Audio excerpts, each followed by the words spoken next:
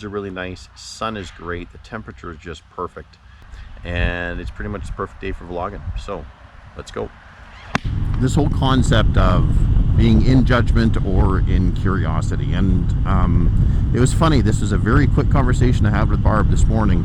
And even though I was fighting a little bit of a cold, I just appreciated that little interaction because it helped spark some things for me. So one of the things that I teach one of my leadership classes is we really help identify what are the characteristics of a good leader, and then what are the characteristics of a bad leader. And what always ends up coming up is there's a laundry list of a lot of different things, and there's being organized and goal-centered and whatnot. But one of the differentiating factors is that around curiosity, someone being curious, that they're not making quick judgments all the time. What often happens is that when we do go into a situation where we're leading others and we are in a place of judgment, then we are making a lot of assumptions. We're making a lot of stories up in our head around what the reality is around this person that we're dealing with, or any situation that we're dealing with. So my question is, what I want to ask you is, how many times do you walk into a situation thinking that you already know what's going on and how you're going to react, and that you think you know all the facts?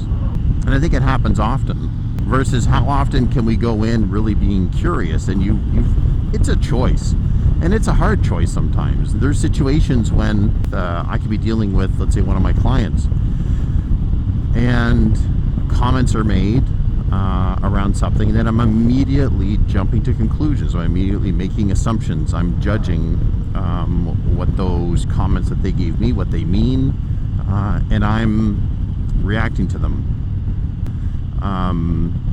And I think back to when I was going through my coach training, and at the very beginning of coach training, really, they had to get this idea into you that as a coach, you're not a problem solver. You're not the one that's coming with all the answers or giving the advice. Really, you're there to help that person discover what's important for them and what they need to do to move forward. Now, when we do that as a coach, you have to spend your judgment, because you could be going into a situation and asking questions, creating all these stories, and in your head you'd be like, I know exactly what this person needs to do in order to move forward. But the problem is that it's not about you. When you're a coach, it's not your agenda. It's not trying to solve or make you feel better about something. It's about what's in the best interest of your client, of the person that you're coaching. And the same thing is when you're leading people. Is that to get the most out of people, you really do need to show that you care, that you're interested in them. And it goes back to when I do that course where we do the laundry list of what makes a great leader. And the great leaders are the ones that are able to suspend their agenda, suspend their objectives in order to be solely focused on what does this person need in front of me. Now, overall, you're trying to get them to a place of where the people that you're leading are reaching the objectives that you as a leader are trying to get to as well. And really what that is, it's being in a place of curiosity with no judgment. Now, all of this, you're probably getting it. Okay, that's great, Michael. I get it. We got to come in with curiosity as opposed to judgment. But what does that really mean?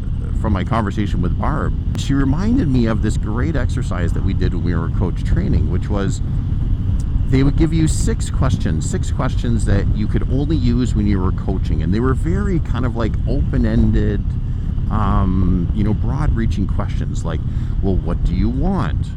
What are you trying to get to? How are you right now? So what will be different if you do this?